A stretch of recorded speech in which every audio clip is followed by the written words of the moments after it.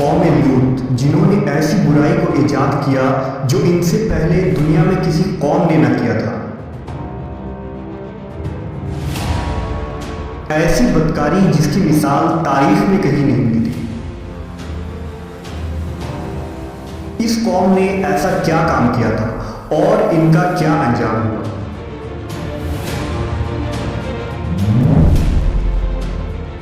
حضرت لوط علیہ السلام اللہ کے ایک برگزیدہ نبی تھے۔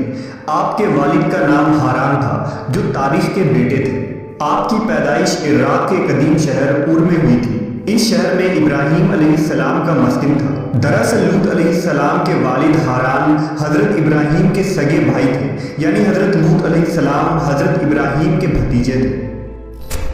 چونکہ حضرت لوط علیہ السلام کے والد ان کے بچپن میں ہی انتقال کر چکے تھے، لہذا حضرت لوط کو حضرت ابراہیم نے بیٹا بنا کر پالا تھا۔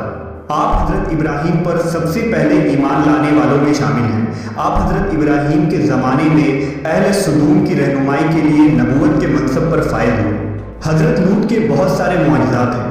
آپ جس وقت بارش کے لیے دعا کرتے تھے تو آسمان بادلوں سے بھر جاتا اور خوب بارش ہوتی تھی۔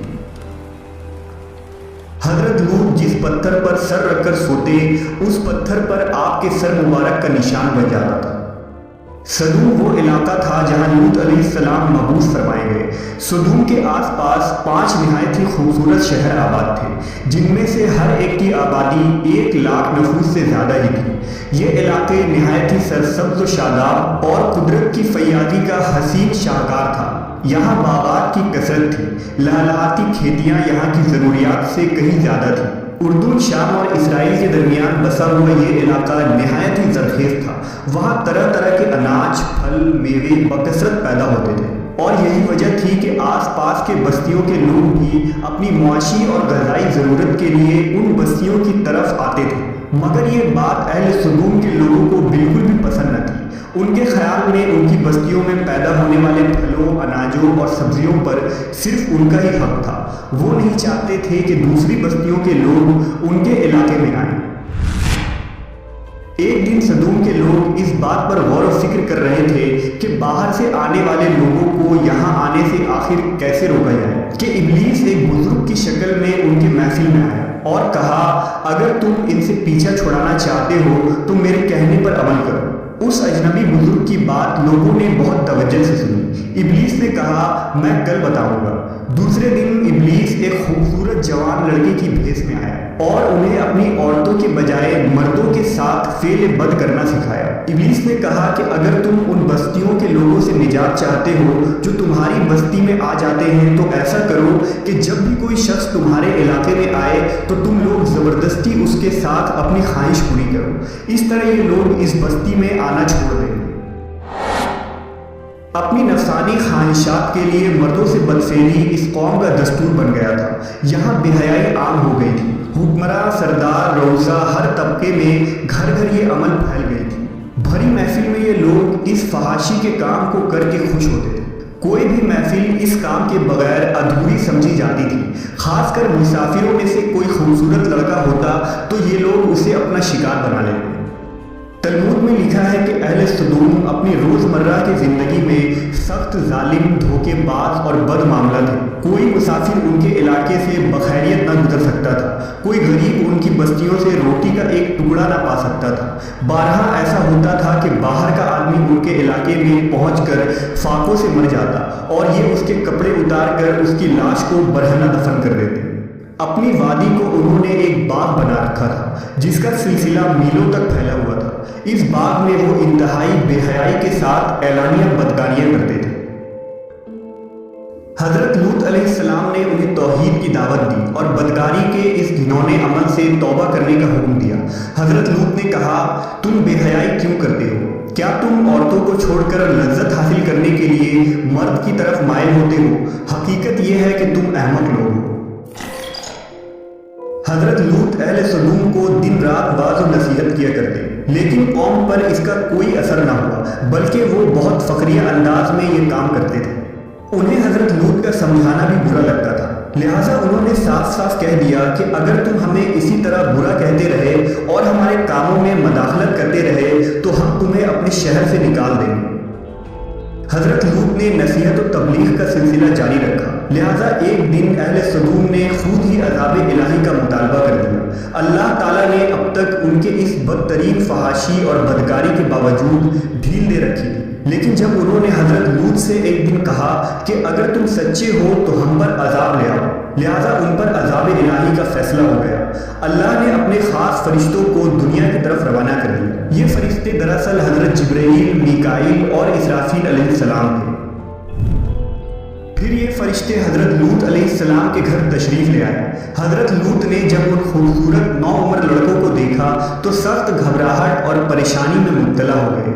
انہیں یہ خطرہ محسوس ہوا کہ اگر ان کے قوم کے لوگوں نے انہیں دیکھ لیا تو نہ جانے وہ ان کے ساتھ کیا سلوک کریں گے۔ حضرت لوط کی بیوی کا نام وائلہ تھا، اس نے آپ پر ایمان نہ لایا تھا اور وہ دراصل منافقہ تھی، وہ کافروں کے ساتھ تھی، لہٰذا اس نے جا کر اہل صدوم کو یہ خبر دے دی کہ لوط کے گھر نوجوان لڑکے مہمان ٹھہرے ہوئے ہیں۔ یہ سن کر بستی والے دوڑتے ہوئے حضرت لوط کے گھر پہنچے۔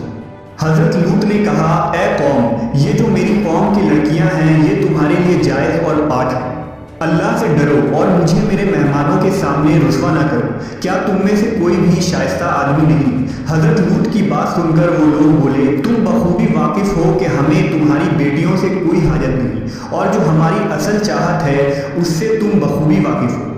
قوم لوط کے اس بے شرمانہ جواب سے اندازہ لگایا جا سکتا ہے کہ وہ فعل بد میں کس حد تک مبتلا ہو چکے تھے۔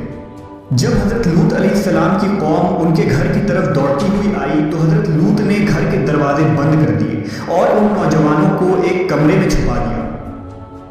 اس بدکار لوگوں نے آپ کے گھر کا گھیراؤ کیا ہوا تھا اور ان میں سے کچھ گھر کے دیوار پر بھی چڑھنے کی کوشش کر رہے تھے۔ حضرت لوط اپنے مہمانوں کی عزت کے خیال سے بہت زیادہ گھبرائے ہوئے تھے۔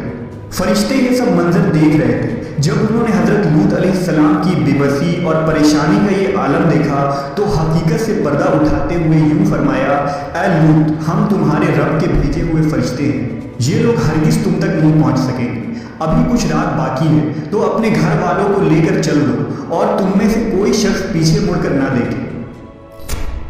اہل صدوم حضرت لوط کے گھر کا دروازہ توڑنے پر بضد تھے، لہذا حضرت جبرائیل علیہ السلام نے گھر سے باہر نکل کر اپنے پر کا ایک کونا انہیں مارا، جس سے ان سب کی آنکھوں کے ڈھیلے باہر نکل آئے اور بصارت زائل ہو گئی۔ یہ خاص عذاب ان لوگوں کو پہنچا جو حضرت لوط کے پاس بدنیتی سے آئے تھے۔ حضرت لوط علیہ السلام حقیقت حال جان کر مطمئن ہو گئے اور اپنے گھر والوں کے ساتھ رات ہی کو نکل کھڑے ہوئے۔ بیوی بھی ان کے ساتھ تھی، لیکن کچھ دور جا کر وہ واپس اپنے قوم کی طرف پلٹ گئی اور قوم کے ساتھ جہنم رسید ہو گئی۔ صبح کا آغاز ہوا تو اللہ کے حکم سے حضرت جبرائیل نے بستی کو اپنے پر سے اکھاڑ دیا اور پھر اپنے بازو پر رکھ کر آسمان پر چڑھ گئے، یہاں تک کہ آسمان والوں نے بستی کے کتے کے بھونکنے اور مرغوں کے بولنے کی آوازیں سنی۔ پھر اس بستی کو زمین پر دے مارا، جس کے بعد ان پر پتھروں کی بارش ہوئی۔ ہر پتھر پر مرنے والوں کا نام لکھا ہوا تھا۔ جب یہ پتھر ان کو لگتے تو سر پاش پاش ہو جاتے۔ صبح سویرے شروع ہونے والا یہ عذاب اشراق تک پوری بستی کو نیست و نابود کر چکا تھا۔ قوم لوط کی ان خوبصورت بستیوں کو اللہ نے ایک انتہائی بدبودار اور سیاہ جھیل میں تبدیل کر دیا، جس کے پانی سے رہتی دنیا تک کوئی فائدہ نہیں اٹھایا جا سکتا۔ سمندر کے اس خاص حصے میں کوئی جاندار، مچھلی، میڈک وغیرہ زندہ نہیں رہ سکتے، اس لیے اسے ڈیڈ سی یعنی بحر مردار کہا جاتا ہے، جو اسرائیل اور اردن کے درمیان واقع ہے۔ ماہرین آثار نے 10 سالوں کی تحقیق و جستجو کے بعد اس تباہ شدہ شہر کو دریافت کیا تھا۔ تحقیقات سے پتہ چلا تھا کہ اس شہر میں زندگی بالکل ختم ہو چکی ہے۔ اس شہر کے راستے اور کھنڈرات کو دیکھ کر آرکیولوجسٹ نے یہ اندازہ لگایا کہ جب یہ شہر تباہ ہوا تو اس وقت لوگ روزمرہ کے معاملات کے کاموں میں مشغول تھے اور یہاں زندگی اچانک ختم ہو گئی تھی۔ اہل صدوم جنہیں پتھر بنا دیا گیا تھا، ان کے بت ابھی تک بحر مردار کے پاس موجود ہیں، جو تا قیامت لوگوں کے لیے ایک عبرت ہے۔ آج یورپی ممالک میں انسانی آزادی کے نام پر اس بدکاری کی اجازت دی جاتی ہے اور اس فحش عمل کو فخر سمجھا جاتا ہے، مگر حقیقت یہ ہے کہ ہم جنس پرستی بالکل فطرت کے خلاف ہے، جس سے انسانی معاشرہ تباہ و برباد ہو جاتا ہے۔ روایتوں کے مطابق ایک مرتبہ حضرت سلیمان علیہ السلام نے شیطان سے پوچھا کہ اللہ کے نزدیک سب سے بدترین عمل کیا ہے؟ ابلیس بولا، جب مرد مرد سے بدفعلی کرے اور عورت عورت سے خواہش پوری کرے۔ حضرت ابن عباس سے روایت ہے کہ رسول اللہ صلی اللہ علیہ وسلم نے فرمایا کہ اس شخص پر اللہ پاک کی لعنت ہو جو قوم لوط والا عمل کرے۔